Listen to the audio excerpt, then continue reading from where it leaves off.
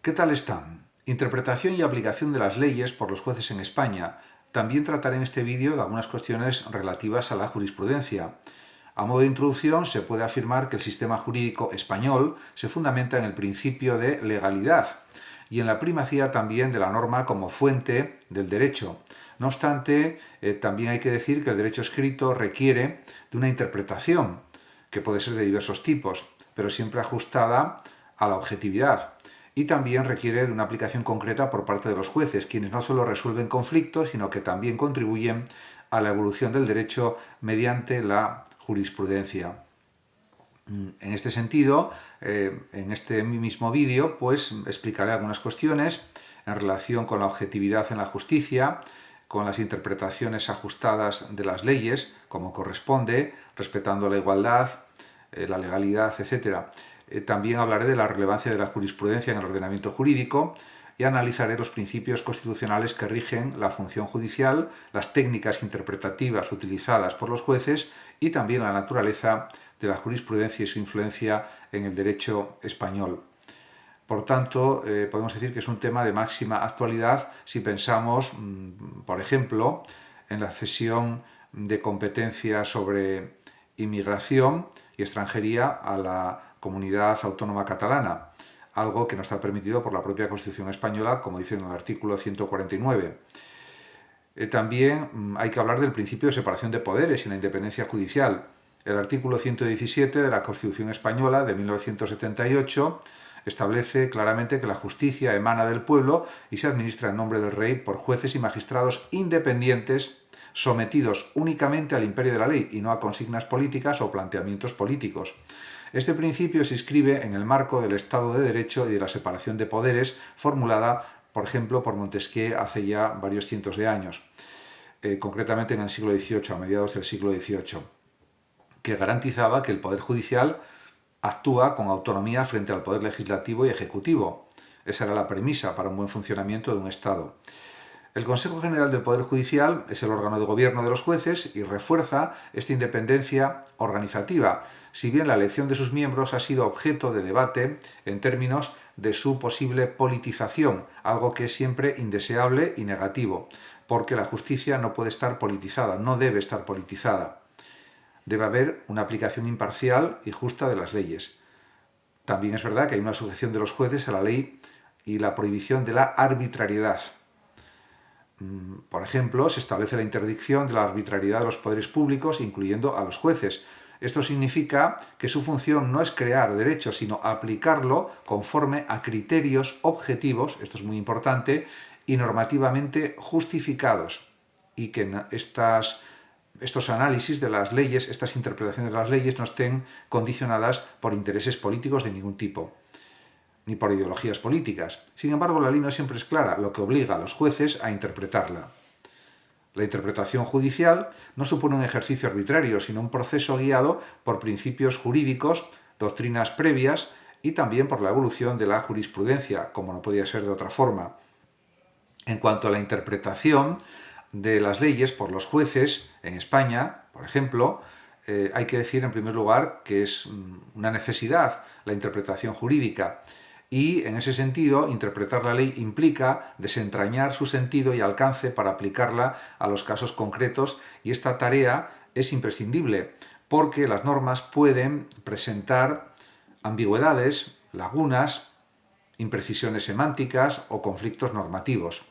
En cuanto a los métodos de interpretación jurídica, son varios y el artículo 3.1 del Código Civil Español establece, por ejemplo, que las normas deben interpretarse conforme a su sentido propio en relación con el contexto, los antecedentes históricos y legislativos y la realidad social del tiempo en que han de ser aplicadas estas normas, atendiendo, por tanto, fundamentalmente al espíritu y finalidad de aquellas.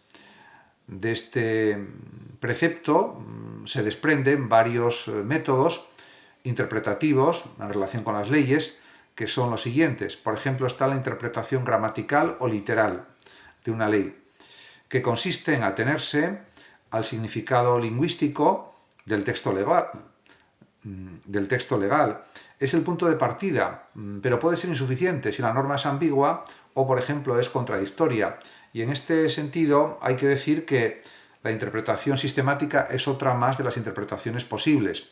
Analiza la norma en relación con el conjunto del ordenamiento jurídico, evitando interpretaciones aisladas que generen incoherencias normativas, por ejemplo, y esto pues también es algo muy relevante. También existe la interpretación histórica de las leyes, que tiene en cuenta especialmente los antecedentes legislativos y el contexto en el que fue creada la norma. Se consulta la exposición de motivos de las leyes y los debates al respecto, por ejemplo, debates parlamentarios, y también está la interpretación sociológica, pero yo creo que la más importante es la interpretación objetiva. En cualquier caso, la interpretación sociológica considera la realidad social en el momento de aplicación de la norma. Es clave en la adaptación del derecho, por ejemplo, a los cambios sociales. En cuanto a la interpretación teleológica o finalista o de propósito, se centra en la finalidad y espíritu de la norma, buscando que su aplicación respete la intención del legislador, en definitiva, el espíritu de la ley por la que está escrita.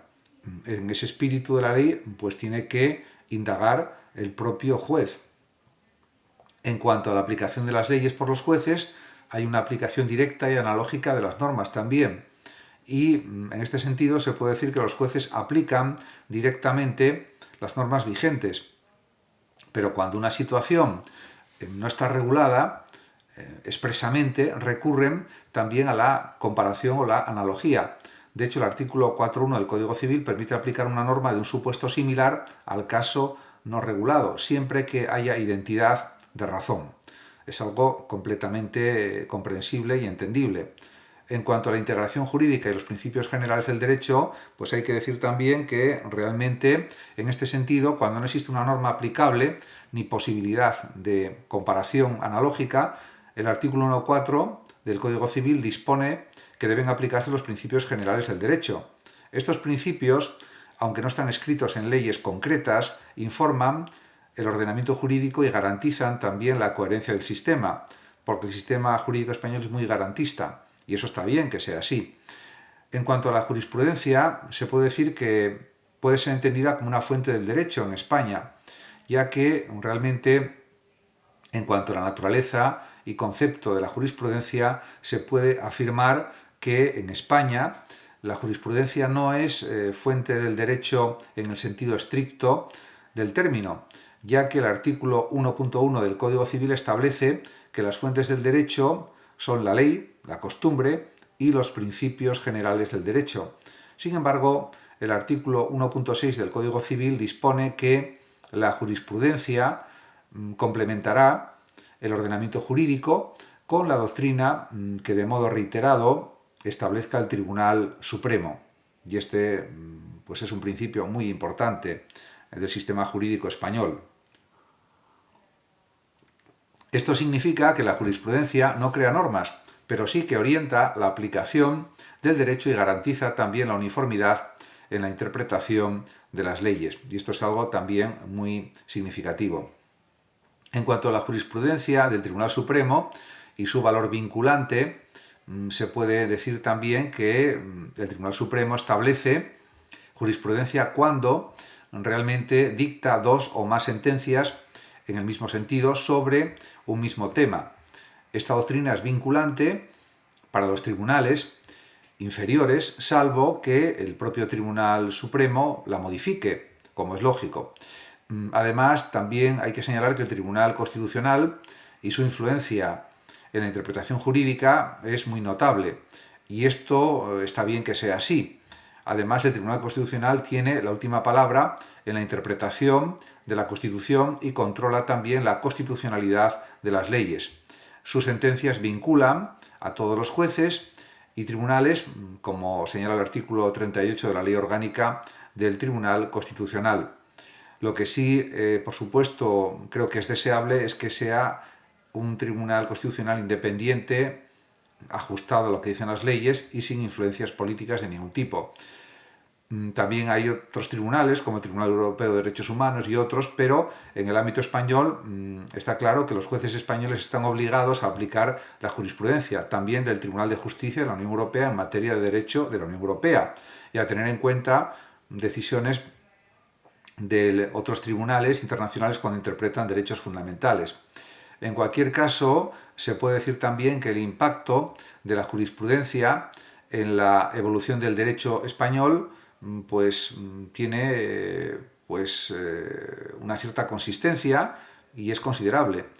En ese sentido, la jurisprudencia en el fondo es la adaptación del derecho a nuevas realidades. Los jueces han sido clave en la adaptación del derecho a cambios sociales y tecnológicos. Estos ejemplos incluyen, por ejemplo, la interpretación del derecho a la privacidad en la era digital y la protección, por ejemplo, de los consumidores frente a cláusulas abusivas en contratos bancarios o de otro tipo. Y también hay que señalar que la jurisprudencia en la protección de derechos fundamentales es algo realmente muy importante. De hecho, también hay que decir que las sentencias del Tribunal Constitucional han ampliado el alcance de derechos como, por ejemplo, la libertad de expresión, la protección de datos personales y el derecho a la igualdad.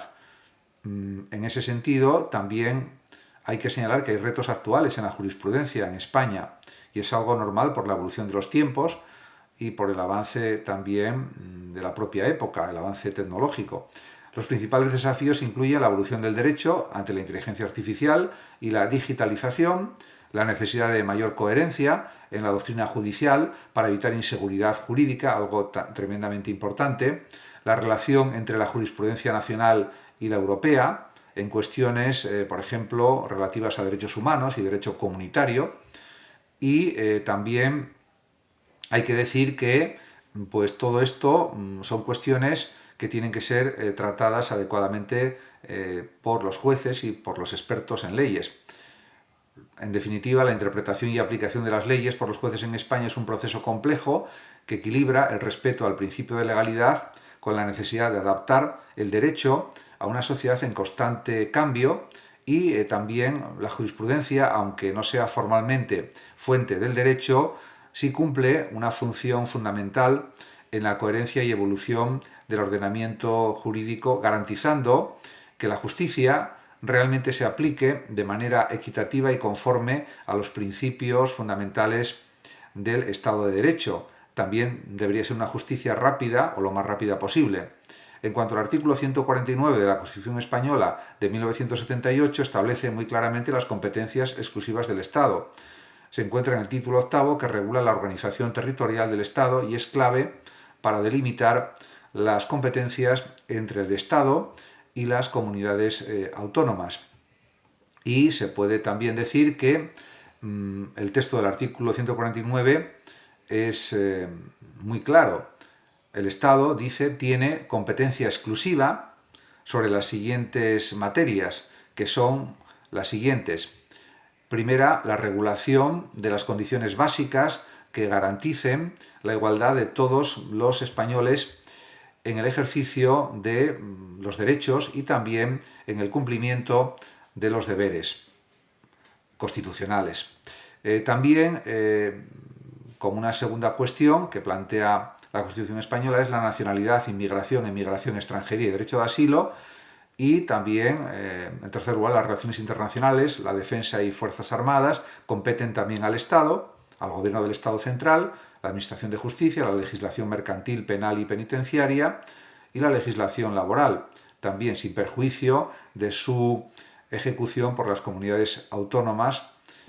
También habla de la legislación civil en ciertas materias, salvo la conservación, modificación y desarrollo de los derechos forales, por ejemplo. También se habla de la legislación sobre propiedad intelectual e industrial y el régimen aduanero y el comercio exterior. También se menciona el sistema monetario, divisas y deuda pública. Y también pues, se cita la legislación sobre banca, seguros y bolsa, que es competencia también del Estado, las bases y coordinación de la planificación general de la actividad económica también, y la Hacienda General y deuda del Estado es competencia también exclusiva del Estado, del Gobierno central. También el fomento y coordinación de la investigación científica y técnica y la sanidad exterior y las bases de la sanidad general en toda España. Además, también la legislación básica sobre el medio ambiente y las obras públicas de interés general en relación con los ferrocarriles y transportes que afecten a más de una comunidad autónoma también son competencia exclusiva del Estado. Los puertos y aeropuertos de interés general también. Y, por supuesto, también la Marina Mercante y la seguridad marítima son competencia exclusiva del Gobierno central, del Gobierno del Estado, no de las comunidades autónomas. Y también la defensa del patrimonio cultural, artístico y monumental español, la depuración de aguas y gestión de recursos hidráulicos y las obras hidráulicas de interés general. También las normas básicas del régimen minero y energético y también el régimen de producción, comercio y tenencia de armas y explosivos. También las bases del régimen jurídico de las administraciones públicas compete de forma exclusiva al Gobierno central. La seguridad pública, la regulación de las condiciones de obtención, expedición y homologación de títulos académicos y profesionales y también la estadística para fines estatales. Además, la autorización para la convocatoria de consultas populares por vía de referéndum, etcétera, etcétera, sin perjuicio de las competencias que podrán asumir las comunidades autónomas. El Estado se puede decir que considerará el servicio de la cultura como deber y atribución esencial y facilitará la comunicación cultural entre las comunidades. En definitiva, que ante la cuestión que se ha planteado en la comunidad autónoma catalana de que los Mossos d'Esquadra y el gobierno catalán tendrán una delegación parcial de la competencia para expulsar a inmigrantes ilegales y de extranjería, esto, en una interpretación rigurosa y precisa, en mi opinión, de la Constitución española, no se permite, porque no es lo mismo delegación que cesión. Pero, aunque no sea lo mismo, cuando habla de competencia exclusiva, no dice nada la Constitución de que se puedan delegar estas funciones, estas competencias. Solo habla de que es competencia exclusiva. Por lo tanto, me parece que es una extralimitación y que realmente, pues como dice el propio Puigdemont, es dar una competencia central del Estado a una comunidad autónoma que, según una interpretación literal, gramatical y una interpretación objetiva de la Constitución, me parece que no responde a lo que dice la Constitución y que, por lo tanto, en mi opinión, es inconstitucional. Muchas gracias a todos por su atención y hasta mi próximo vídeo. El que lo desee puede compartir este vídeo, darle like o suscribirse a mi canal de YouTube. Hasta siempre. Hasta pronto.